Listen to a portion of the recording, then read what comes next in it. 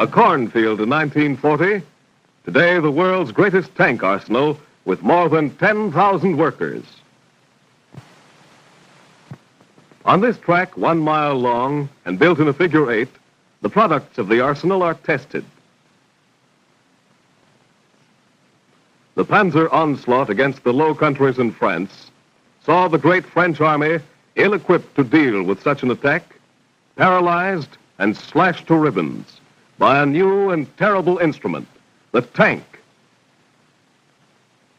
The rapid tactical move, the deep envelopment and pursuit, the exploitation of the breakthrough. Old words with a new import.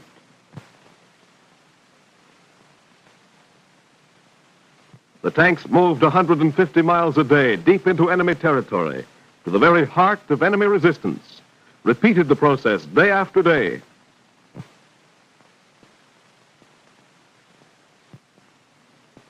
The speed of the tank makes defense against it difficult.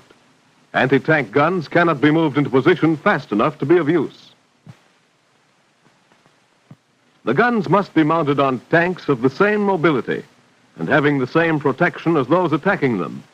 To make an invincible army, we need machines, trucks, planes, and tanks, by tens, even hundreds of thousands.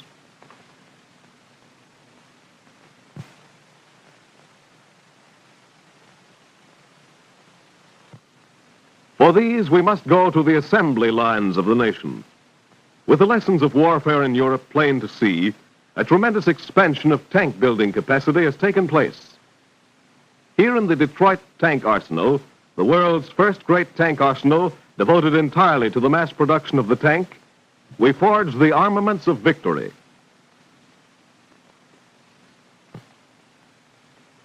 To wage a desperate war, the immense resources of our industrial plant and the incomparable skill of the American worker have mobilized to meet a supreme test.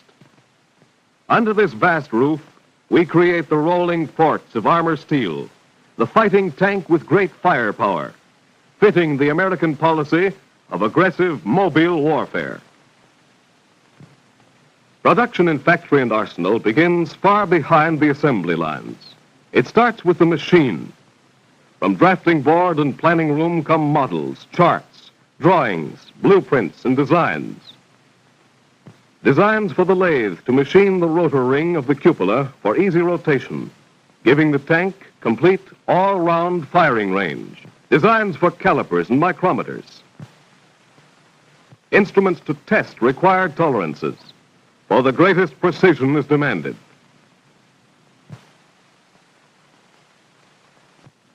Here is the housing for the powerful 75s, a miniature fort having its own artillery to smash resistance as it blasts its way to the enemy rear. The tank, with its force and scope, is capable of carrying on a small war all alone. Here, the planers rough-cut the wheel suspension on which the tank will be suspended. The heat of the tool against the armored steel. Hard, tough steel requiring good machine tools, tougher than the material they mill. 1,000 heavy automatic machines, 8,000 tools, gauges, and fixtures had to be designed, built, installed to get the tanks rolling. And thousands of workers had to be trained for exacting new skills, all paying willing tribute to a great tradition, to the long-recorded achievement of American gunsmiths, artisans, mechanics, to the tool builders of New England, New York, Philadelphia, Cleveland, Cincinnati, Detroit, Milwaukee, and the West. From 1920 to 1935, around 30 tanks were built in the United States. These were all development or pilot tanks made for experimental purposes. The sudden creation of a vast citizen army and the lessons of warfare in Europe brought a great expansion of tank building capacity. But large as initial plans and orders were, these have been doubled and quadrupled in the face of world conflict. Today, the most advanced methods of industrial production, the most modern in tool and machinery design, are joined together in an epic struggle to determine the destiny of free people everywhere.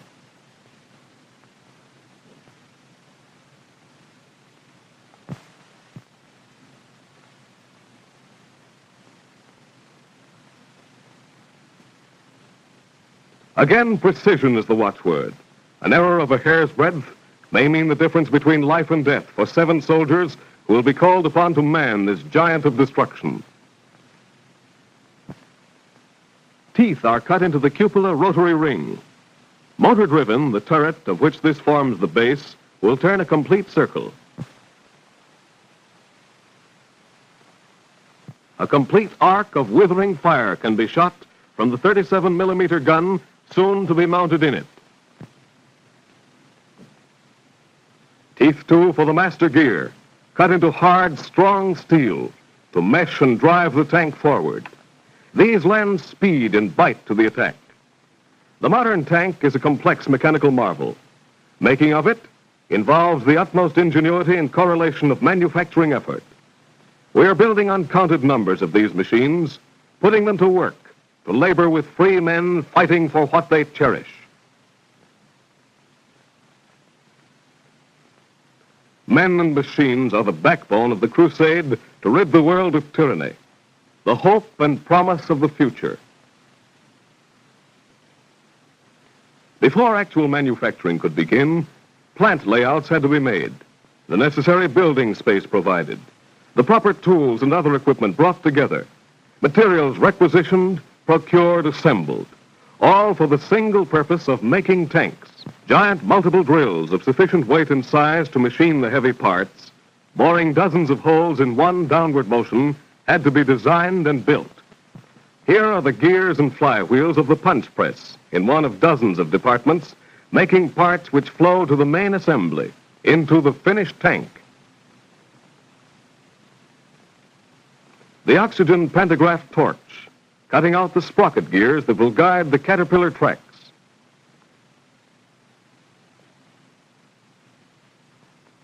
These are cut in triplicate. From spring 1940 to the 1941 Battle of Libya was only 18 months, but it was long enough for American mass production to fill our Army's first tank requirements and have some left for our allies. Now the waste metal sheet is removed. The material will be reclaimed, melted down, used again. The tips of the sprockets are flame hardened. Minimum weight is essential. It increases speed, gives additional mobility in difficult terrain. High alloy steels are used, which are heat treated to develop their full strength.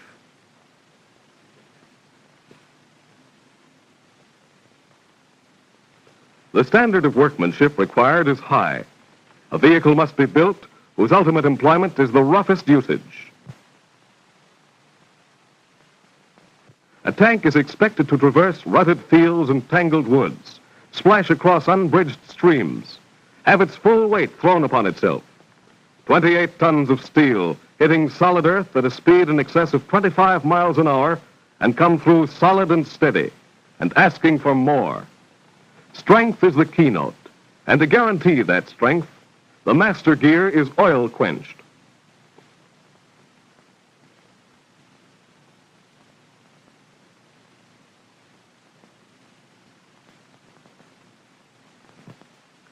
Another oil bath assures the hardness of the white suspension arms.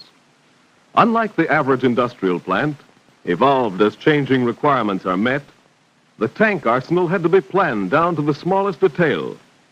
But from blueprints to finished plant, the job was accomplished in 7 months. Not only that, in this brief space of time, the first completely assembled tank was delivered to Army officials. From hundreds of suppliers come steel, rubber, aluminum, and tin. Hub forgings, heavy gear, drive shaft, pinion, gas, oil, and electric gauges, helical springs, electrical panels, fuse boxes, and meters. From these vast stockpiles, materials flow to scores of sub-assemblies, reaching their proper places, each at the proper time. 10,000 parts, 20,000 parts, 30,000 parts. 30,000 parts to make one engine of destruction.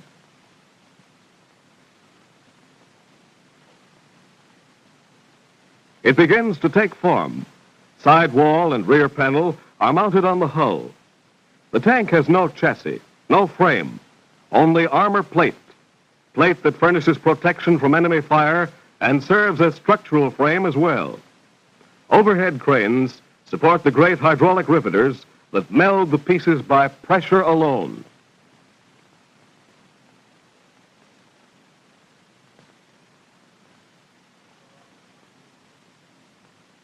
Dozens of tanks go together at one time, rolling from stage to stage on 3 production lines.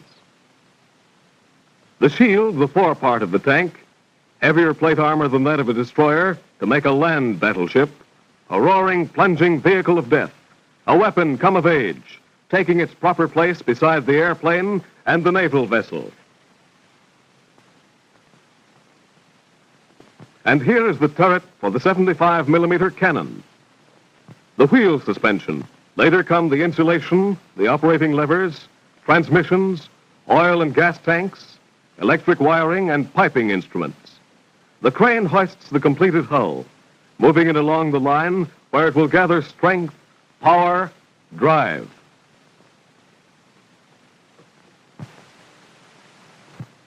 The final drive, built to withstand the shock of enemy fire, smash whatever obstacles it meets. The greatest precision is necessary to meet required tolerances. There can be no shims in fitting the engine supports, no mechanisms attached to the armor plate.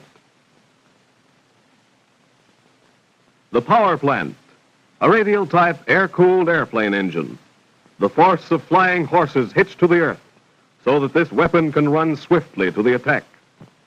Again, the final drive, an instrument of terrible punishment.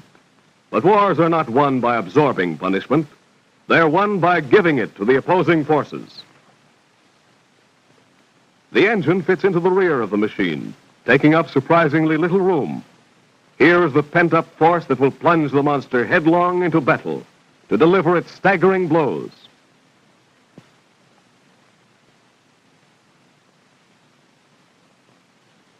The 37-millimeter motor-driven revolving turret, a fortress swinging a complete circle of raking fire, destined soon to shelter men, steel, and shrapnel, to hurl at the tyrant foe.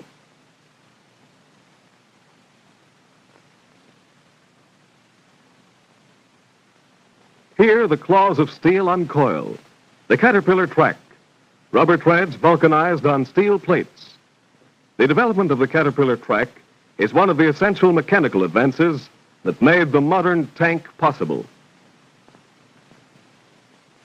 It lies open on the assembly floor, waiting to draw on the huge body.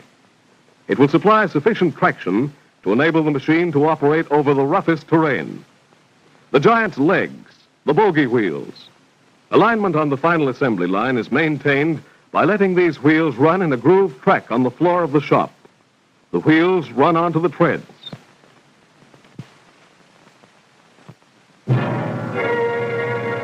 A machine full grown at last, ready to roll off the front of the line under its own power. Ready to pull the next tank into place without a moment's pause.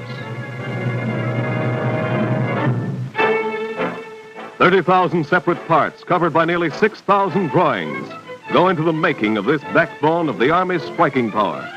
An American concept, an American accomplishment, representing the best integrated experience, ability, and intelligence of American industry and the American Army. The 75-millimeter cannon adds to the tank a weapon capable of firing high explosive shells, shrapnel, and smoke shells. It furnishes direct light artillery support for tank and other mechanized units, making a fearful dreadnought of destruction, a rolling fort to challenge the aggressors.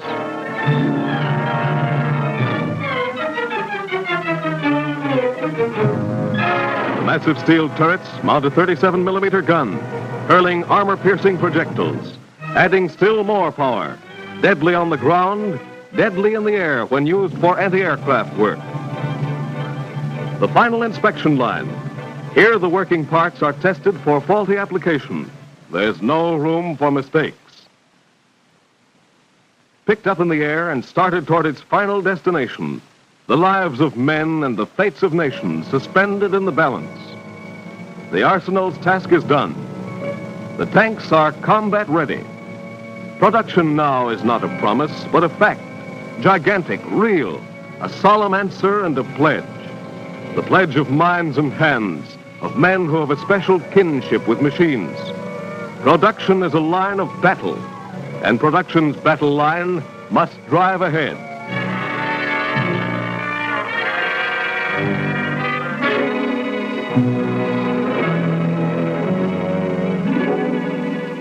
To make certain there's no faltering along this line, every civilian plant that can is being converted for the production of war material, and more factories are scheduled for production. The tank is bolted down, covered with a tarpaulin, ready for shipment. Shipment to Asia, to Africa, to the Middle East, to the ancient fields of Europe, to the far-flung shores on which embattled allies stand.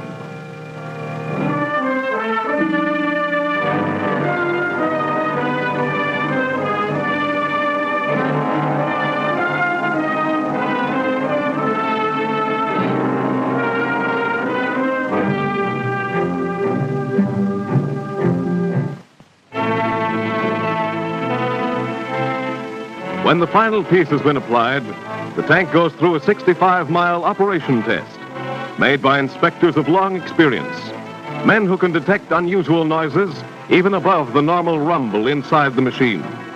An ordnance test of 10 miles follows before the tank is finally accepted. Night and day this work goes on, here as in thousands of other factories throughout the country, toiling ceaselessly to produce the instruments of destruction for a nation in the grip of total war.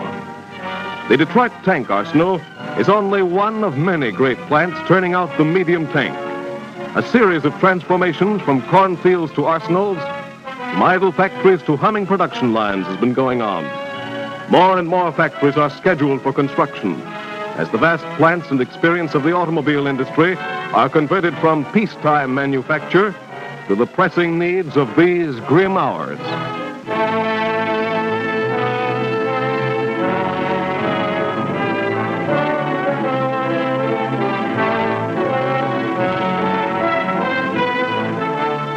Fort Knox, headquarters of the armored forces of the nation. On practice fields simulating actual battle conditions, these fighting tanks charge through their paces.